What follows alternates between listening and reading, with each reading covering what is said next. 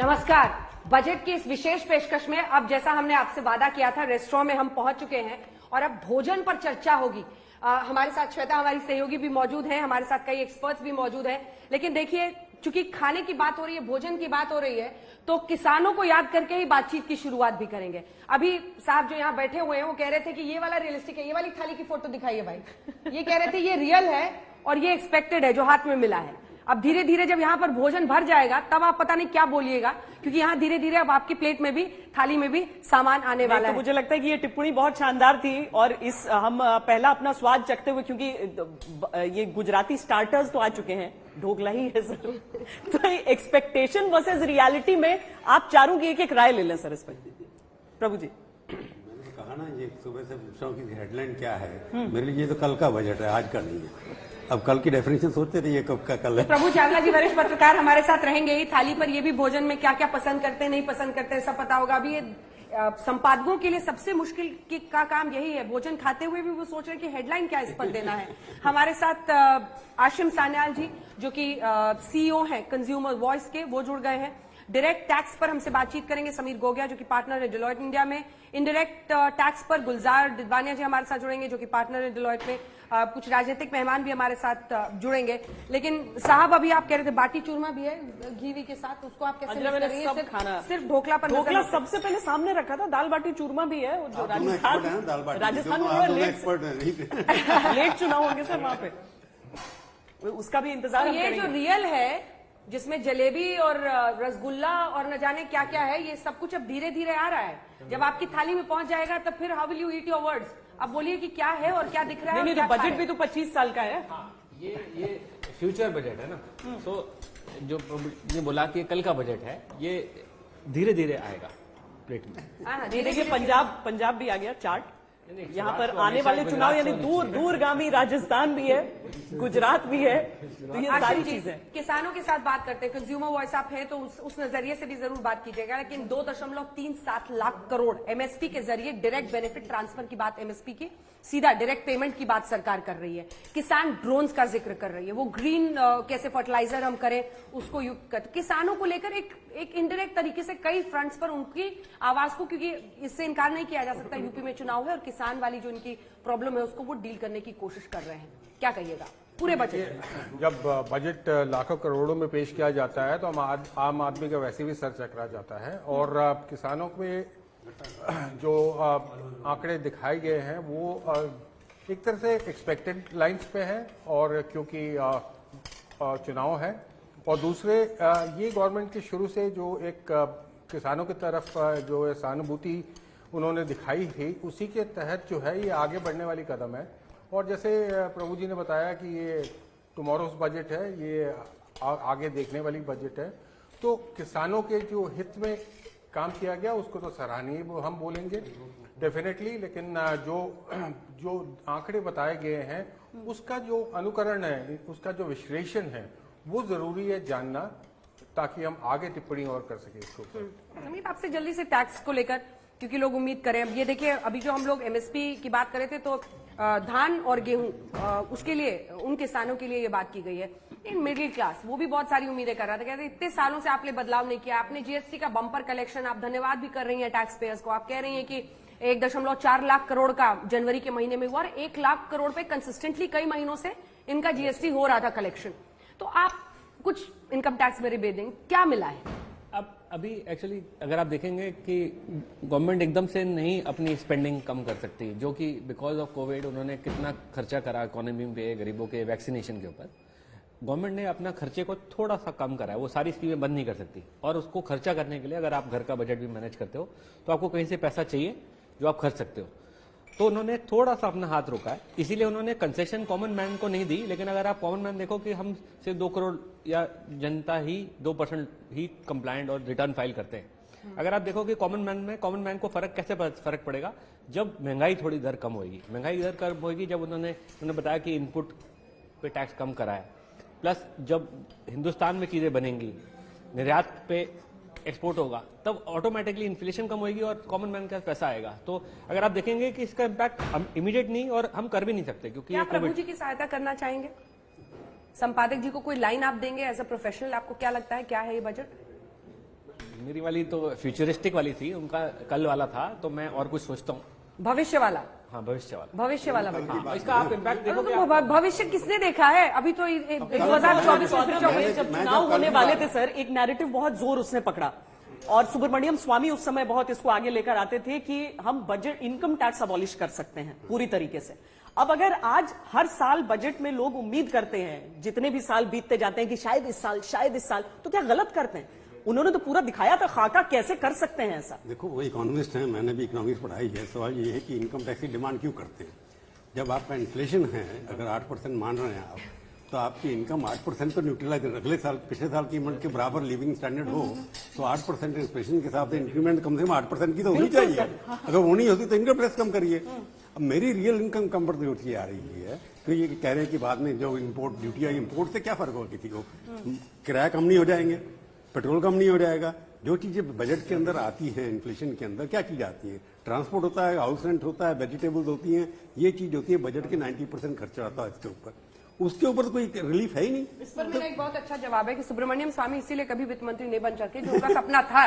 अरुण जेटली को लेकर वो बहुत क्रिटिकल रहते थे, तो वो एक अलग कहानी है।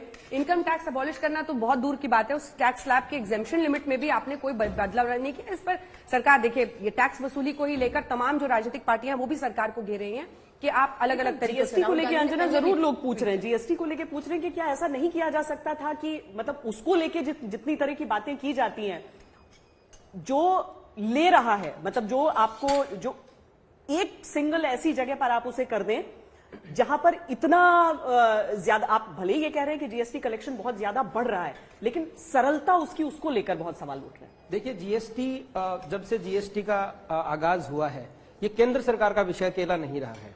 तो जितने भी डिस्कशन होते हैं जीएसटी पे, केंद्र सरकार और राज्य सरकार मिलकर निर्णय लेती है। तो आपने देखा होगा बजट में पहले हम उम्मीद करते थे कि बहुत सारी ड्यूटी रेट कम होती थी, ज्यादा होती थी, तो एक इम्पैक्ट डायरेक्ट आम आदमी पे उसका पता चलता था।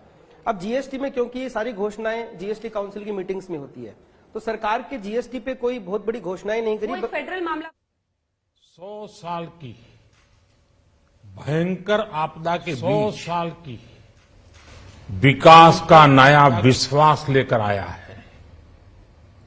ये बजट अर्थव्यवस्था को मजबूती देने के साथ ही सामान्य मानवी के लिए अनेक नए अवसर बनाएगा। ये बजट मोर इंफ्रास्ट्रक्चर, मोर इन्वेस्टमेंट, मोर ग्रोथ और मोर जॉब्स की नई संभावनाओं से भरा हुआ है। और एक नया क्षेत्र और खुला है, और वो है ग्रीन जॉब्स का। ये बजट तत्कालीन आवश्यकताओं का भी समाधान करता है और देश के युवाओं के उज्जवल भविष्य को भी सुनिश्चित करता है। ये पिछले कुछ घंटों से देख रहा हूं, जिस प्रकार से इस बजट का हर क्षेत्र में स्वागत हुआ है, सामान्य मानवी की जो सकारात्मक प्रतिक्रिया आई है, उसने जनता जनार्दन की सेवा का हमारा उत्साह अनेक गुना बढ़ा दिया है।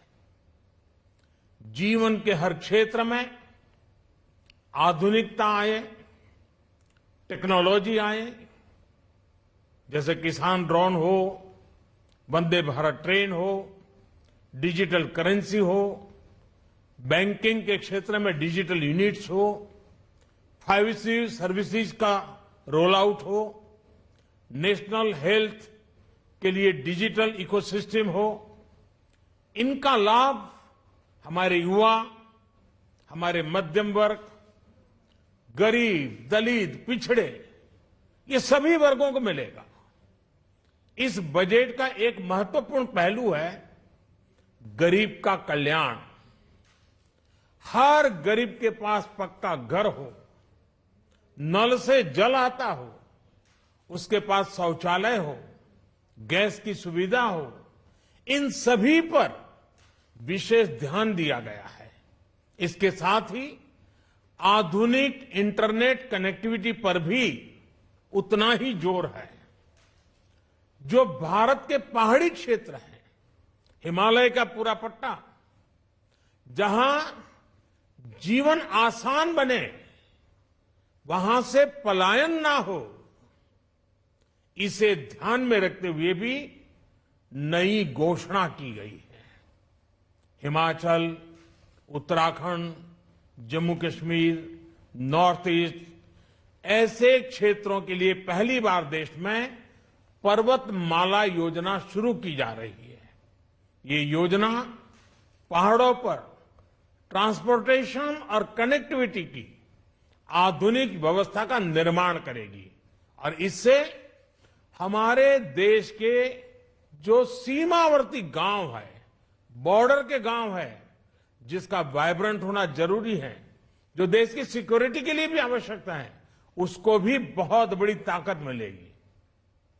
भारत के कोटि कोटि जनों की आस्था मां गंगा की सफाई के साथ साथ किसानों के कल्याण के लिए एक महत्वपूर्ण कदम उठाया गया है। उत्तराखंड, उत्तर प्रदेश, झारखंड, बिहार, पश्चिम बंगाल, इन राज्यों में गंगा किनारे नेचुरल फार्मिंग को प्रोत्साहन दिया जाएगा। इससे मां गंगा की सफाई का जो अभियान है, उसमें मां गंगा को केमिकल मुक्त करने में भी बहुत बड़ी मदद मिलेगी। बजट के प्रावधान यह सुनिश्चित करने वाले हैं कि कृषि लाभप्रद हो, इसमें नए अवसर हो, नए एग्रीकल्चर स्टार्टअप्स को प्रोत्साहन देने के लिए विशेष फंड हो या फिर फूड प्रोसेसिंग उद्योग के लिए नया पैकेज। इससे किसानों की आय बढ़ाने में बहुत मदद मिलेगी। एमएसपी खरीद के माध्यम से किसानों के खाते में 2.25 लाख करोड़ रुपए से भी ज्यादा सीधे ट्रांसफर किए जा रहे हैं। कोरोना काल में एमएसएमई यानी हमारे छोटे उद्योगों की मदद और उनकी सुरक्षा के लिए देश ने लगातार अनेक निर्णय लिए थे, अनेक प्रकार की मदद पहुंचाई थी। इस बजट में क्रेडिट गारंटी में रिकॉर्ड वृद्धि के साथ ही कई नई योजनाओं का ऐलान किया गया है।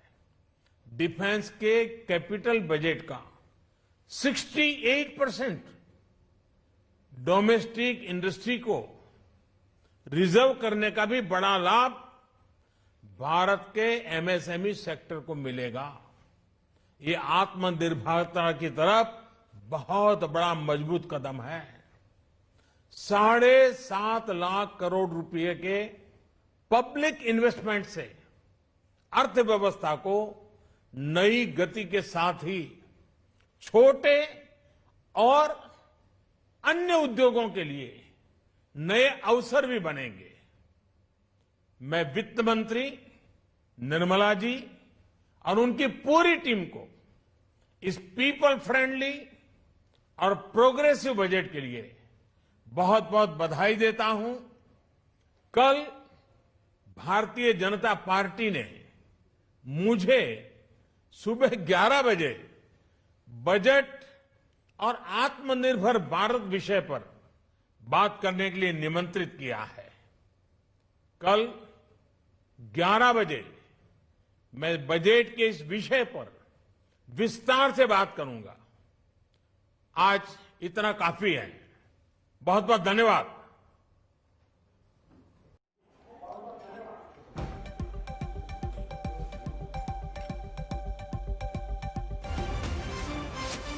सुपर बजट और प्रोग्रेसिव बजट कहा है प्रभु चावला जी। सुपर बजट, प्रोग्रेसिव बजट, और मुझे लगता है कि अभी कल भी इस पर काफी हलचल रहेगी, क्योंकि प्रधानमंत्री जैसा कह रहे थे बीजेपी ने उन्हें इस विषय पर बातचीत के लिए, तो एक संवाद के जरिए और भी बजट को सरल करके लोगों तक पहुंचाने की कोशिश होगी। ये हेडलाइन मैं सुबह से जो कह रहा हूँ, इसमें नई हेडलाइन क्या है? आज से 2 साल पहले भी यही कहा था, people's budget, progressive budget. Super budget तो हमने इंडिया टुडे में कई बार हेडलाइन लगाई है। फ्यूचर से 25 साल का कार्यकाल लेके कोई नहीं 25 चला साल का कहा नहीं ना मैंने, जैसे कहा कि budget for tomorrow. Nirmala Sitharaman ने अगर इंडिया एट बजट 75 फॉर और इंडिया एट टुमारो 100 कहा। पॉलिटिकली करेक्ट नहीं है कि आज के लिए क्या है। मैंने किया ट्वीट, उसके ऊपर कितने ट्रॉल कर रहे हैं लोग, दूसरे की बात है। उनकी बात ठीक है, जो बजट सबके लिए है उसके अंदर कुछ ना कुछ है। परंतु बजट जब भी होता है, मैं वो भी कहना फील गुड फैक्टर होना चाहिए। लोगों की एक्सपेक्टेशन होती है, एक बड़ी स्टेटमेंट होती है कोई भी, जिससे लोगों को लगता है वाह क्या हो गया हमारे देश के अंदर। प्रधानमंत्री जैसे हर बार बड़ी बात करते हैं, डिमोनेटाइजेशन किया, जीएसटी किया, बड़ी बड़ी घोषणाएं करते हैं। बजट के अंदर इस तरह की कोई एक्सपेक्टेशन थी लोगों की। इनकम टैक्स की मैं बात नहीं करता, क्योंकि इनकम टैक्स के बारे में पिछले 9 साल से आप मांगते चले आ रहे हैं, मांगते चले आ रहे हैं, कुछ नहीं होना उसके, क्योंकि इनकम टैक्स मिडिल क्लास के प्रति उनकी कोई भावनाएं ज्यादा है नहीं। और किसानों के लिए बार बार कहना कि 2 लाख करोड़ दे दिया हमने, 2 लाख यही बोल रही है। अब कितना प्रोक्योरमेंट होता है, मैं बोल रही हूँ, निर्मला सीतारमण ने बोला, मैं बता रही हूँ आपको। तो उन्होंने बोला 2.37 लाख करोड़ का 2,39,000 को 2,39,000 करोड़ को डिवाइड करें, कितने क्विंटल खरीदेंगे, कितना क्विंटल खरीदेंगे, आपको पता हिसाब लगा लेंगे। एक क्विंटल कितनी वैल्यू, मिनिमम प्राइस ज्यादातर यूपी के किसानों की जेब में जाएगा। तो मैं उसके ऊपर छोड़ देता हूँ। ये भी दिलचस्प होगा। सानिया साहब, आपको क्या दिख रहा है सर?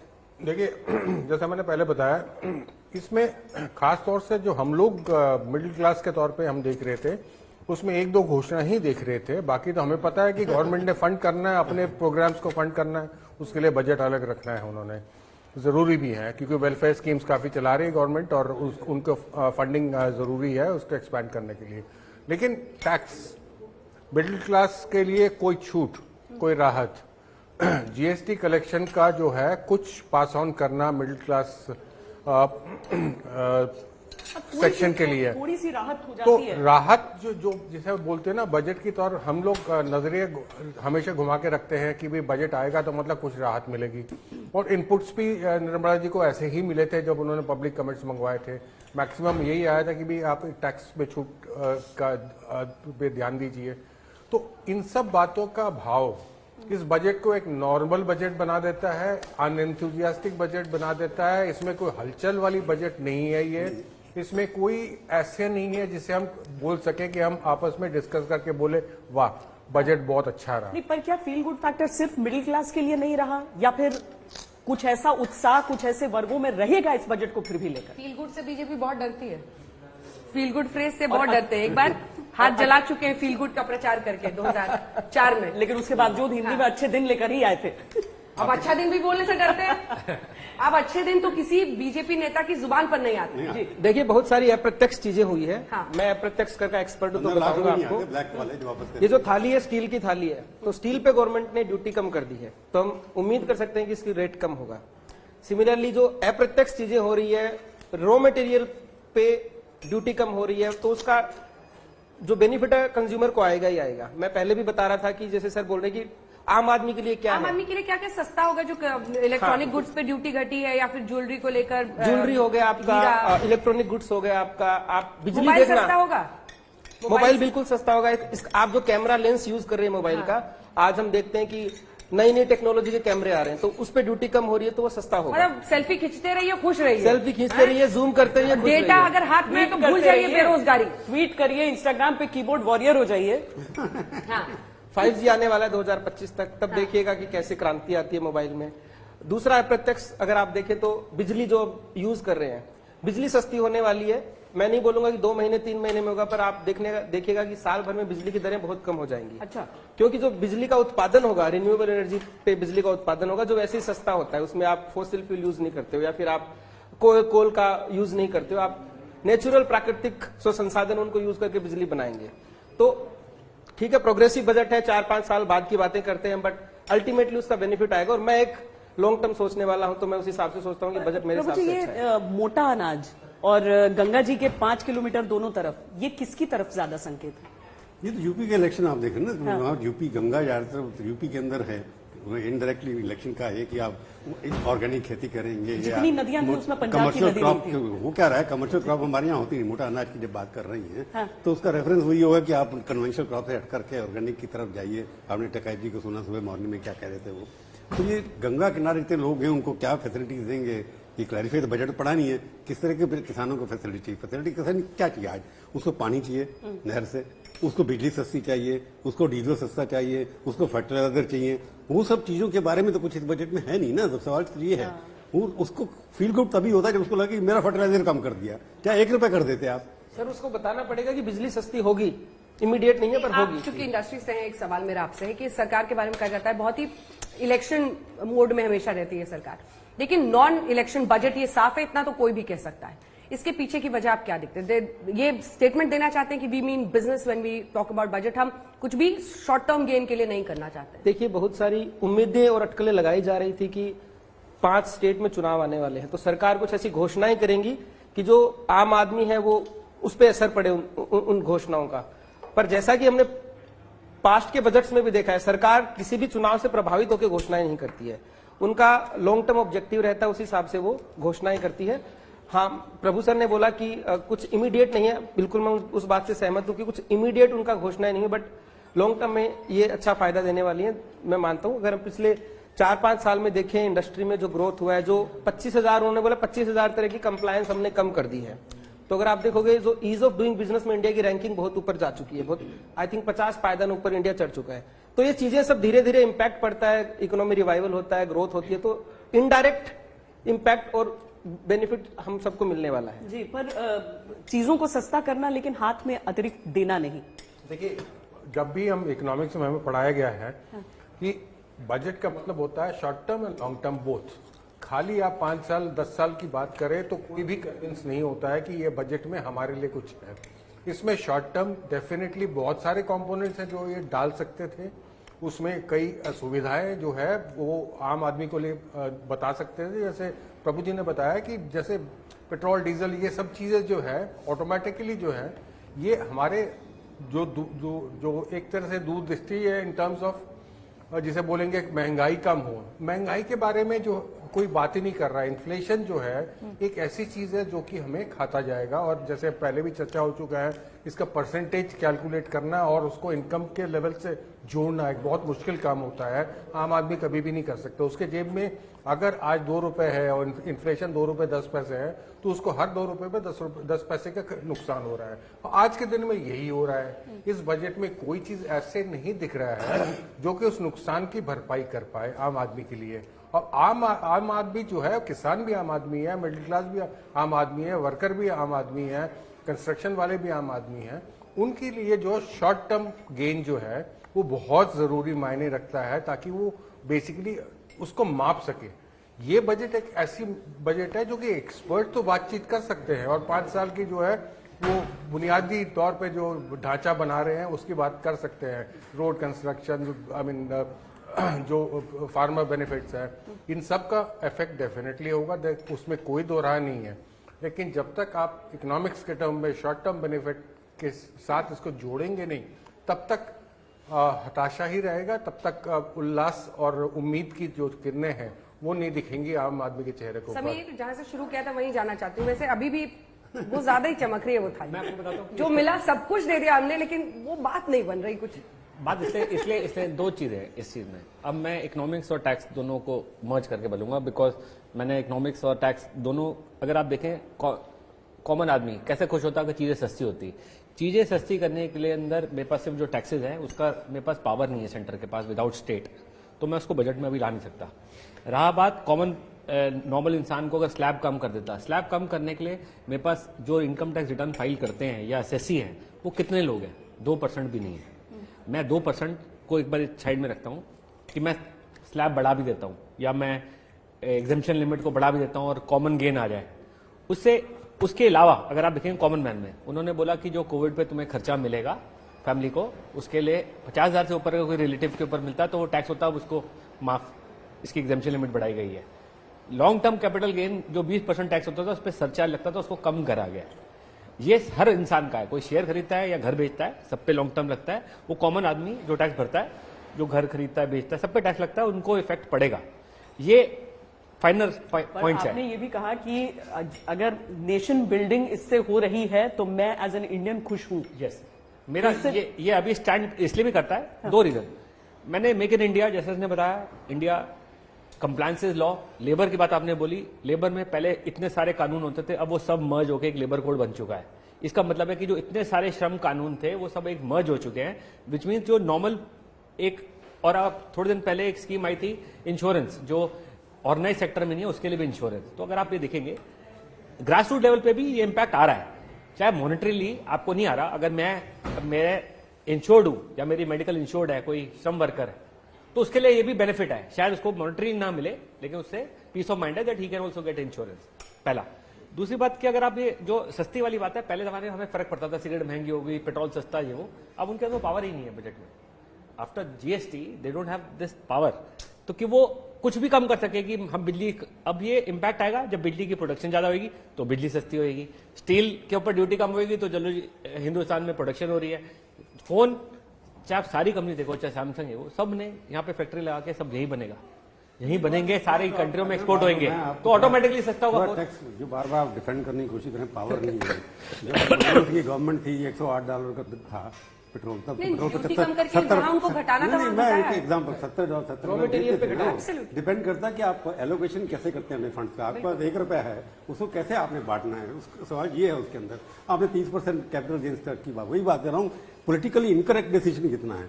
जो स्टॉक मार्केट में इन्वेस्ट करना है उसको प्रेफरेंस देनी है, जो बेचारा अपना घर किराए पे लेके बैठा है, वो किराए जब उधार लेता है बैंक से, उसको 1.5 लाख के इंटरेस्ट के बाद कोई भी इनकम टैक्स रिबेट नहीं है। मैं अपने घर का सोना बेचूं तो मेरे ऊपर कैपिटल गेन्स टैक्स लग जाएगा, और मैं अपने स्टॉक मार्केट बेचूं पूरे के पूरे कोई टैक्स नहीं लगेगा, 30%, वो भी कम कर दिया उन्होंने। तो ये जो स्टॉक मार्केट ओरिएंटेड पॉलिसी है कि कुछ क्यों अमीर लोग अमीर होते जा रहे हैं। अब कह रहे कि लॉन्ग टर्म किसके पास होगा? जो प्रमोटर होगा। अगर आप स्टार्टअप्स को दे सकते हैं 3 साल की छूट, जिसने 1 लाख खर्च किया, 2 लाख खर्च किया, ये स्टार्टअप अपने आप 4 साल 5 साल के बाद लगेगा। स्टार्टअप गए कहाँ? आधे से ज्यादा अभी गायब हो गए। 55% स्टाफ डोंट एग्जिस्ट। तो ये जो सोचने का तरीका है कि नई जो मार्केट थिंकिंग होनी चाहिए, जो मोदी जी से एक्सपेक्टेड है, मोदी जी नीचे से ऊपर गए हैं, वो क्यों नहीं कर पा रहे?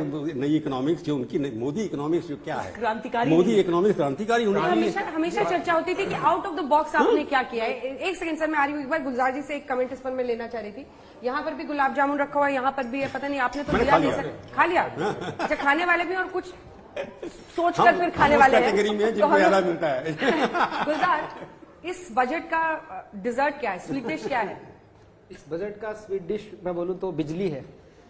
क्या है? बिजली, रिन्यूएबल एनर्जी। सो जो फोकस है, रिन्यूएबल एनर्जी पे फोकस है, सारे जो डिसीजन उसी पे लिए गए हैं। तो सबसे जो क्या बोलते हैं, जिस सबसे ज्यादा प्रकाश में जो कर रहा है वो बिजली कर रही है मेरे हिसाब से। मेरा जो एक विश्लेषण ये बोलता है। हाँ, मुझे लगता है कि मेरे हर सवाल के जवाब में आपने रिन्यूएबल एनर्जी को लाया है, उससे लेकर वो बहुत पॉजिटिव है। ऐसा नहीं आता। रिन्यूएबल एनर्जी की बात करें तो भारत ने ऑलरेडी जो है उसका टारगेट जो पूरा कर दिया है। बहुत अच्छी प्रोग्रेस है, जैसे मैंने बताया, लॉन्ग टर्म प्रोग्रेस में बहुत अच्छे हैं। लेकिन जब भी कोई विश्लेषण करता है और ये बोलता है कि ये स्टेट का पावर है और ये सेंटर का पावर है, जीएसटी काउंसिल और जो सेंट्रल अथॉरिटी है, फाइनेंस की अथॉरिटी है, उसमें क्लियर डिस्टिंक्शन है। जैसे फॉर एग्जांपल, अगर आपको कोई चीज महंगी करनी हो या कोई चीज सस्ती करनी हो तो एक्साइज ड्यूटी वगैरह तो आपके ही हाथ में है, ड्यूटीज आपके हाथ में, ड्यूटीज आपके हाथ में है। और जीएसटी के जो हाथ में है वो सेस वगैरह है जीएसटी के हाथ में।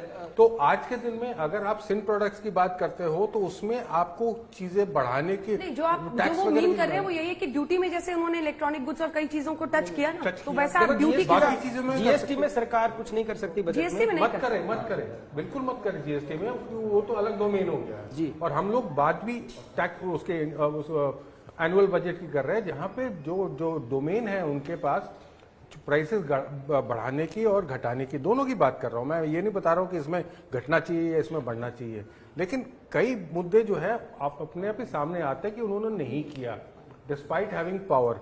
ये पावर होते हुए नहीं करना, ये चीज जो है वो हजम नहीं होती है। मतलब कर सकते थे और नहीं किया है, ये आपको बिल्कुल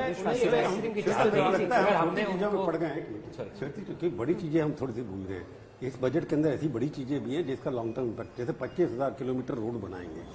रोड के लिए सीमेंट चाहिए, उसके लिए स्टील चाहिए, उसके लेबर चाहिए, और नितिन गडकरी ने पिछले 6 साल के अंदर जो कुछ किया उससे कनेक्टिविटी देश की बढ़ेगी। अटल जी का जो प्रिंसिपल था, अटल बिहारी वाजपेयी ने जब बाद में इंटू किया था इंडिया टुडे के लिए, उन्होंने कहा था कनेक्टिविटी, टेलीफोन कनेक्टिविटी करो, डिप्लोमेटिक कनेक्टिविटी करो, टेलीफोनिक कनेक्टिविटी करो, रेलवे कनेक्टिविटी करो, तो उनका कनेक्टिविटी के ऊपर जोर था कि इससे कनेक्ट होंगे तो मोबिलिटी लोगों की बढ़ेगी, इनकम बढ़ेगी। तो ये जो 25,000 किलोमीटर के ऊपर जो बनाने की पैसा उन्होंने रखा है 25 लाख रुपए उसके ऊपर, वो बहुत बड़ी बात है अगर हो जाता है, वो एक अच्छा पॉजिटिव है। पर रिन्यूएबल एनर्जी में बात करें, रिन्यूएबल एनर्जी क्या है, गाँव के लोगों को नीली बिजली मिलेगी या काली मिलेगी या सफेद मिलेगी, बिजली चाहिए ना उसको। रिन्यूएबल एनर्जी के ऊपर कैपिटल कॉस्ट कितनी है उसके बारे में सोचते नहीं है कि रिन्यूएबल एजेंसी की कॉस्ट कैपिटल इनिशियल बाद में सस्ती है। दूसरी बात है जो हम अपनी ट्रांसफर जो वेस्टर्न ग्लैमराइज कॉन्सेप्ट है कि हमारे यहाँ कार्बन कम हो जाएगा, हमारे यहाँ तो इम्यूनिटी इतनी है कि लोग मरते जा रहे हैं, हमारे यहाँ तो सेफ साहब।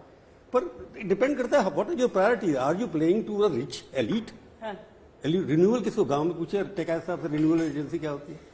तो ये तो बातें जो है कि क्यों बजट के ऊपर आपने कैपिटल इन्वेस्टमेंट रिन्यूएबल एनर्जी पे अच्छी बात है, होनी चाहिए, फ्यूचर के लिए अच्छी बात है। परंतु जो मनी आपके पास 1 रुपया है उसमें से आप रिन्यूएबल एनर्जी पे खर्च करेंगे, ग्रीन एनर्जी पे या काली एनर्जी पे या सफेद पे करेंगे, तो ये देखने वाली बात है। बिजली गांव में है नहीं, डिजिटल खोलने जा रहे हैं वहां गांव के अंदर। आपने देखा इस कोविड के अंदर बच्चे 2 साल, एक जनरेशन 2 साल बिजली चली गई, स्कूल में नहीं गई। नहीं, पर इसमें सीधे तौर पर मतलब स्कूल में नहीं जाना वो सीधे तौर पर सरकार की नीतियों से नहीं जुड़ता, वो तो कोविड से भी जुड़ जाएगा। तो इसका मतलब 75 साल में ऐसा सिस्टम खड़ा नहीं हुआ कि गांव का बच्चा भी स्कूल में और अब वो एजुकेशन कर ले। 200 चैनल क्या उसे पूरा कर 200 चैनल फिर वही बिजली चाहिए ना, कनेक्टिविटी चाहिए। टेलीविजन कहाँ दोगे? हर गाँव के झुग्गी के अंदर टेलीविजन लगेगा नहीं, तो आप कम्युनिटी सेंटर पे लगाओगे ना। तो ये सोचा गया ना कि इंटरनेट से ज्यादा तो क्योंकि आप जब स्लोगन देते हैं उसका इम्प्लीमेंटेशन हमेशा it is a good concept. Modi ji की खूबी यही है कि बहुत अच्छा सोचते हैं, सोचने के बाद जो नीचे लोग जो है ना इम्प्लीमेंट करने में प्रॉब्लम हो जाती है। क्या डिजिटल करेंसी आज की क्रांतिकारी चीज है? देखिए गलतियां जो है बेसिकली अगर आप देखें तो मैं तो मेजर एक गलती मानता हूं इसमें फ्लॉ है, वो है क्रिप्टो के बारे में। क्रिप्टो करेंसी का कोई लॉ नहीं बनाया, आपने टैक्स पहले लगा दिया। इसका मतलब आप एंटीसिपेट तो कर रहे हैं कई जगह पे, अच्छी बात है, करिए, आप टैक्स लगाइए वहां पे, वैलिडिटी दे रहे हैं, वैलिडिटी दे, लेकिन आप रेगुलेशन नहीं लगा रहे हैं आप। आई मीन देखिए ये तो छोटे छोटे मुद्दे हैं, बड़े मुद्दे नहीं है। लेकिन जो आम आदमी के लिए बड़े मुद्दे हैं वो है कि हर रोज मैं 100 रुपए खर्चा करता हूं और मेरे को आज के दिन में जो है वही सामान मेरे को 90 रुपए में आता है। ये सिंपल कैलकुलेशन हमने बचपन से सीखा है। तो वो बोले कि बजट बहुत अच्छा था, तो उसके लिए क्या क्या करना है, उसके लिए लॉन्ग टर्म एसेट्स भी बनाने हैं और शॉर्ट टर्म गेन्स भी देना है। तो ये बहुत जरूरी है कि ये बैलेंसिंग एक्ट ये गवर्नमेंट अभी तक नहीं कर पाई पिछले इतने सालों में। और ये बैलेंसिंग एक्ट जब तक नहीं करेंगे इसको हम स्टीरियोटाइप बजट ही कहेंगे। इसमें ना कोई, जैसे मैंने बताया, ना कोई खुशी है ना कोई उल्लास है, क्योंकि हमारे जेब में कोई फर्क ही नहीं पड़ा इसके अंदर। गुलजार जल्दी से कमेंट ये डिजिटल करेंसी पर, क्योंकि ये इंटरेस्टिंग ये भी है कि सबसे ज्यादा सोशल मीडिया पर बजट के दिन वही ट्रेंड कर रहा है, क्रिप्टो करेंसी। और वो लोगों में बहुत बड़ी उत्सुकता है, लोग जानना चाह रहे हैं, वो इन्वेस्ट करना भी चाहते हैं, कुछ कर भी चुके हैं। 30% तो आपको 1% टीडीएस है, टैक्स डिडक्शन है, उसके बाद से फिर 30% आपकी कमाई पर सरकार ले लेगी। तो वही बात जो वो कह रहे थे कि आप रेगुलेशन उसके लिए लॉ नहीं ला रहे, टैक्स भी देंगे। देखिए बनेगा, मेरे को धीरे धीरे बनेगा। देखिए सबसे महत्वपूर्ण बात ये डिजिटल रुपया भी लेके आ रहे हैं। सबसे महत्वपूर्ण नहीं है ना। सबसे महत्वपूर्ण बात यह है कि जो क्रिप्टो करेंसी की टैक्स की हम बात कर रहे हैं उसमें ऐसा नहीं है कि पहले मेरे को टैक्स नहीं देना पड़ता था। अगर मैं इनकम जनरेट करता था तो मेरे को टैक्स देना पड़ता था। नॉर्मल स्लैब होते हैं, अगर आपकी इनकम एक थ्रेशोल्ड से ऊपर है तो आपको 10%, 20%, 30%। अब उन्होंने क्रिप्टो पे स्ट्रेट अवे 30% टैक्स लगा दिया, तो आपको जो बेनिफिट मिलता था स्लैब का वो नहीं मिलेगा। अगर आप भी क्रिप्टो करेंसी में डील कर रही हैं और आपकी कोई और इनकम नहीं तो आपको सीधा 30% बेरहमी से लेकिन लगाया हुआ सीधा 30%। कौन करे आप करोड़पति को जो पैसा जीतता है उसको 30% टैक्स देना पड़ता है। हम आजकल तो आम दफ्तरों में आप देखेंगे कि जो मिडिल क्लास है वो भी इन्वेस्ट कर रहा है, तो सिर्फ अमीरों की बात नहीं है ये। मतलब आप बड़ी बेरहमी से 30 मिडिल क्लास है इसीलिए देना पड़ रहा है। मिडिल क्लास ही सबसे ज्यादा, क्योंकि क्या इतना फॉर ग्रांटेड लिया जा चुका है कि नहीं ये तो कोई बात नहीं, बोलने वाले नहीं, मिडिल क्लास बीच में ही रहेगा। जैसे बताया कि 2% वाली बात है ना कि 2% के लिए ज्यादा दिमाग लगाने का नहीं है, उसमें बहुत कैलकुलेशन है और उतना दिमाग लगाने की जरूरत नहीं। मिडिल क्लास की एक्सपेक्टेशन थाली में आइसक्रीम की थी, अगर उसको जलेबी मिली है ये एक इशू पॉइंट हो सकता है। My expectation was ice cream. आपने ठंड में आइसक्रीम चाहिए क्यों? आप में देशद्रोह का केस ना लग जाए। इसीलिए अगर हम देखें कि ये जो कॉमन मैन को आएगी 2024 आएगा, ये सब चीजें होंगी टक्कर। इम्पैक्ट क्या था? 3 गुजारिश थी कि स्लैब बढ़ा दो 2.5 से 5 वाले में, अब हमारे को टैक्स ना लगे, 12,500 रुपए एक बंदे को बचेंगे। ये एक थी। हाउसिंग लोन का मैं 1.5 लाख 2.5 लाख देता हूं, मुझे प्रिंसिपल पे मुझे डिडक्शन मिले। आप 2.5 लाख रुपए साल का आप इंटरेस्ट कौन देता है? जिसने 1 करोड़ या 50 लाख रुपए का लोन ले रखा, वो भी आप सेकंड तब पे पहुंच गए। इंटरेस्ट कितने लोन पे? 50 लाख 8% 7% पे है। हाँ, 50 लाख पे होगा। तो आप देखो कि जिसने 50 लाख का लोन लेके घर लिया है, उसकी बात करें उतना दे रहे हैं, उससे ऊपर ले रहे हो तो आप टैक्स दे रहे हो। सेकंड मतलब मैं देख रहा हूं कि कॉमन मैन की डिमांड क्या थी कि मेरा हाउसिंग लोन पे इंटरेस्ट, मेरा स्लैब रेट बढ़े, और तीसरा मेरी सेविंग जो 1.5 लाख की है लिमिट उसको बढ़ा दिया जाए। उन्होंने सेविंग में ऑलरेडी अगर आप देखेंगे तो उन्होंने पीएफ ईएफ मैं 1.5 लाख की सेविंग करता हूं, उन्हें पता है अगर ये कोविड वाला साल है, आज का सेविंग किसी की नॉर्मल कॉमन मैन की तो 1.5 लाख रुपए सेविंग करने में वही काफी है। मतलब अगर आप मैं नॉर्मल इस बात पर तो राष्ट्रपति का बयान आप लोगों ने सुना है कि नहीं? राष्ट्रपति दरअसल बोल रहे थे तो उन्होंने बताया कि 5 लाख मेरी तनख्वाह है, 2.25 लाख में टैक्स देता हूं, और जो अल्टीमेटली पैसा बचता है उससे ज्यादा तो टीचर्स बचा लेते हैं। तो जो ये अपने आप एक प्रोजेक्ट है, उस पर लेकर क्रिटिसिज्म हो जो भी हो कि है, लेकिन ये है, ये हकीकत है। और इस तरह के ये बिल्कुल टैक्स आपकी से बात लोग सही है जूझ रहे हैं। कि 40% प्लस टैक्स है सुपर रिच का, 37% का सरचार्ज है, वो चेंज नहीं करा। पीपल वर डिमांडिंग, जो नॉर्मल पब्लिक थी, जो सुपर रिच थे, वो कह रहे थे कि जी हम प्रमोटर है, 5 करोड़ के ऊपर आपने 43% टैक्स रेट है, कंपनी 15-20% दे रही है, हम ये दे रहे हैं, लेकिन उन्होंने टच नहीं करा। उन्होंने डिजिटल करेंसी को टैक्स करा। डिजिटल करेंसी में चलो हम एक 50,000 वाले हैं, लेकिन डिजिटल करेंसी वाले अच्छा, आपने 50,000 इन्वेस्ट किया? मैं एक भी नहीं करा, नहीं करा, नहीं अलाउड नहीं है। लेकिन क्योंकि हम कोई भी चीज वो इलीगल है, जैसे उन्होंने बोला उसके लिए प्रावधान नहीं है। आज के डेट में crypto currency is illegal when you don't have a law, it's illegal. Absolutely. Everybody आज से वो validity हो लीगल गई। हुआ या आज से इलीगल ही रहा? क्या हुआ आज क्रिप्टो करेंसी? नहीं, अब अब लीगलिटी तो आ गई validity ना। legality आ गई। एक्चुअली क्या इसका केस सुप्रीम कोर्ट तक गया, ये कुबेर आया, इतनी ऐप आई, सुप्रीम कोर्ट ने कहा कि हम इसको इलीगल नहीं बोलेंगे, लेकिन आप प्रावधान लेके आओ। आप ये बोला, लेकिन उस पर तो कुछ भी नहीं हुआ है। कुछ भी नहीं हुआ। अब उन्होंने टैक्स लगाया, अब आरबीआई इसको रुपये के लिए प्रोविजन बनाएगी। डिजिटल रुपया का क्या मतलब होगा? मतलब उससे सरकार क्या ये सरकारी क्रिप्टो ला रहे हैं? क्या सोच है? आज अगर आप अपना वॉलेट देखेंगे तो आपके 2-3 तरह के आपके पास मनी होगी। Plastic money, credit card, debit card, और जो आप प्रिंटेड मनी की बात कर रहे हैं। तो सरकार बोल रही है कि डिजिटल ऑलरेडी हम ट्रांजैक्शन कर रहे हैं, debit card, credit card use कर रहे हो, ऑनलाइन ट्रांसफर कर रहे हो, पर अब जो आपके वॉलेट में हम प्रिंटेड करेंसी देख रहे हैं उसको भी हटा दीजिए। अब आरबीआई की डिजिटल करेंसी आएगी तो आप उससे डील कर सकते हो। अगर आपको कुछ खरीदना है तो आप डिजिटली आदान प्रदान कर सकते हो पैसे का, आपको कैरी करने की जरूरत पर नहीं ये है। अलग कैसे होगा? ये तो अभी तो कर रहे हैं, पहले अभी से अगर हम कर रहे हैं। ऑनलाइन पेमेंट कर रहे हैं। श्वेता जी, आप आपका बोल दे रहे हो, मैसेज समझेंगे। क्रिप्टो एजेंसी तो अकाउंटेबल होगी ना। आप जो प्रिंटेड लोगों ने ट्रंक भर के रखे हुए हैं घर के अंदर, उसको कैसे रुपए में डालेंगे वो डिजिटल रुपी में? तो जब आपने रुपी डिजिटलाइज कर दिया, जैसे सेकंड डिमोनेटाइजेशन हो जाएगा। अगर उन्होंने कह दिया कि और एक्सेप्ट प्रिंटेड नहीं एक्सेप्ट होगी, आज से तो जिनके अवैध। पास है तो क्या होगा उसका? हाँ, मैं थोड़ी दूर की सोच, क्योंकि कल का बजट है ना, ये आज का बजट नहीं है मेरा। लोग भी तैयारी कर रहे हैं से। तो डिजिटल रुपया जो आने के पीछे क्या कारण हो सकता है? कि अपना रुपया आप जो कैश रखते हैं घर में मत रखिए, अब वहां रखिए डिजिटल। जैसे कार्ड की जगह आप कहिए ट्रांसफर करो इतने रुपए इस बैंक, मेरे बैंक में आज 1,000 रुपए है, तब कहीं छापा पड़ेगा तो नोट वाली नहीं, मशीनें वो नहीं जो ले मेरे जानी पास होगी। कैश है वहां तो मैं रख नहीं सकूंगा, इलीगल हो जाएगा। अगर मेरे पास डिजिटल का रुपया नहीं है, rest of the money is illegal, he can declare any day कि मेरे पास 10 दिन है, आप जमा करा दीजिए। रिटर्न में 2 साल का वक्त दिया गया है अगर आप अपडेटेड करना चाहें, तो उसमें थोड़ा सा वो स्कोप छोड़ रहे हैं कि आपको अगर आना है सामने तो आइए भाई। देखो ऐसा है कि ये कॉम्प्लिकेशन हो गई थी कि पहले रिटर्न रिवाइज सिर्फ 31 मार्च तक ही कर पाते थे हम, तो वो लॉ बड़ा स्ट्रिंजेंट हो गया था, किसी की जेन्युइन गलती भी हो सकती है।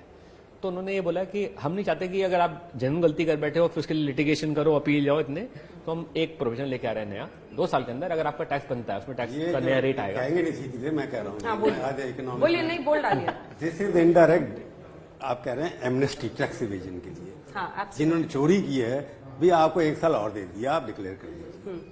दिस इज वन वे जो ऑफ पी सेइंग चिदम्बरम एक वक्त पर लाए थे, वो ब्लैक तो मनी है, लेकर आइए, आप उसको ये डिक्लेयर टोटल कीजिए, सरकार आपको इट टैक्स इज दीजिए और वाइट कर इट लीजिए। Is a amnesty against tax evasion. ठीक मेरे है, ख्याल से अच्छी बात है। प्रभु जी, ये गवर्नमेंट भी इसको ला चुकी है पहले, डिफरेंट अलग नाम से, लेकिन वो एमनेस्टी स्कीम ही है। क्या उसी का एक्सटेंशन है? ये आप भी देख रहे हैं एक्सटेंशन उसी का है, एक्सटेंशन। उसी का एक्सटेंशन है। 1 साल के लिए है इन्होंने। जी बिल्कुल। पूरी रिवाइज कर दी। एक classic मैंने example 1 लाख है। डिक्लेयर की, भूल गया तो 10 लाख तो मैं भूल ही गया था साहब। मैंने तो 1 लाख की है, अब मैं 11 लाख कर दूंगा, इससे पूछेंगे नहीं नहीं ऐसा देखो, 2 चीज इसमें थोड़ा सा, मैं थोड़ा सा ऐड करूंगा। आज भी मैं रिवाइज कर सकता हूँ, इस लॉ के बिना भी मैं रिवाइज कर सकता फर्स्ट हूँ। मार्च तक कर हाँ, सकते नहीं हैं। नहीं 1 साल और। अब एक्चुअली कहते हैं मेरे को उसमें कंडीशन है कि मैंने टाइम पे अगर रिटर्न फाइल करी है, सपोज करो मेरी 30 सितंबर डेट है, मैं 30 सितंबर डाली है, तो मैं 1.5 साल तक रिवाइज कर सकता हूँ। कर सकता हूँ। सपोज करो मैं 30 सितंबर मिस हो गई मेरी, मैंने 31 मार्च तक मैं फाइल कर सकता हूँ, उस साल की रिटर्न मैंने फाइल कर दी, उसको मैं रिवाइज नहीं कर सकता, तो वो कॉम्प्लिकेशन हो गई। तो इसको थोड़ा सा स्मूथ करा है। अच्छा, जेपी नड्डा इस समय बोल रहे हैं बजट पर, जरा सुन लेते हैं। कब होगा? विकास, श्रमिक कल्याण, इंफ्रास्ट्रक्चर डेवलपमेंट, पूर्वोत्तर एवं पहाड़ी क्षेत्रों के विकास को समर्पित बजट है। यह माननीय प्रधानमंत्री श्री नरेंद्र मोदी जी के नेतृत्व में केंद्र की भारतीय जनता पार्टी की सरकार द्वारा सामाजिक न्याय, समानता, सम्मान और समान अवसर की अवधारणा को चरितार्थ करने वाला बजट है। यह ईज ऑफ लिविंग को बढ़ाने पर जोर देने वाला बजट है। बजट का आकार बढ़ाकर 39.45 लाख करोड़ करना कोरोना काल में भी भारत की बढ़ती अर्थव्यवस्था को बहुत अच्छे तरीके से दर्शाता है। फिजिकल डेफिसिट का लक्ष्य 6.9% से घटाकर 6.4% करना ये बहुत बड़ी उपलब्धि है। माननीय श्री नरेंद्र मोदी जी के नेतृत्व में देश की कोरोना के खिलाफ निर्णायक लड़ाई के साये में पेश किया गया यह दूसरा बजट है। इंफ्रास्ट्रक्चर डेवलपमेंट को एक नया आयाम देते हुए यह बजट सभी वर्गों को, छोटे बड़े उद्यमियों की आशाओं और आकांक्षाओं को पूरा करने वाला बजट है। यह महज एक साल के डेवलपमेंट का एजेंडा नहीं है, बल्कि देश के लिए अगले 25 साल की बुनियाद रखने वाला यह ब्लूप्रिंट है। ऐसे सर्वस्पर्शी, सर्वसमावेशी एवं देश के जन जन और हर क्षेत्र के सर्वांगीण कल्याण के प्रति समर्पित आम बजट के लिए मैं माननीय प्रधानमंत्री श्री नरेंद्र मोदी जी और वित्त मंत्री श्रीमती निर्मला सीतारमण जी को, उनकी पूरी टीम को अपनी ओर से और पार्टी के करोड़ों कार्यकर्ताओं की ओर से बधाई देता हूं और उनका हार्दिक अभिनंदन भी करता हूं। पिछले वर्ष 15 अगस्त को लाल किले के प्राचीर से आदरणीय प्रधानमंत्री श्री नरेंद्र मोदी जी ने 100 लाख करोड़ की गति शक्ति योजना लॉन्च की थी। इस बजट में गति शक्ति को एक नई उड़ान मिली है।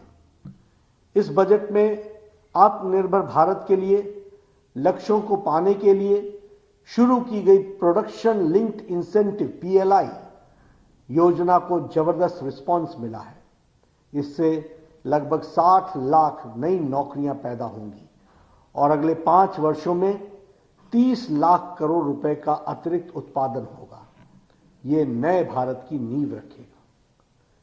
25,000 किलोमीटर के नेशनल हाईवे का निर्माण, जिस पर लगभग 20,000 करोड़ रुपए खर्च करने का प्रावधान किया गया है। देश में 5 बड़ी नदियों को जोड़ने के लिए जल संसाधन विकास मंत्रालय की भी मदद से कार्य करने की योजना बनाई गई है।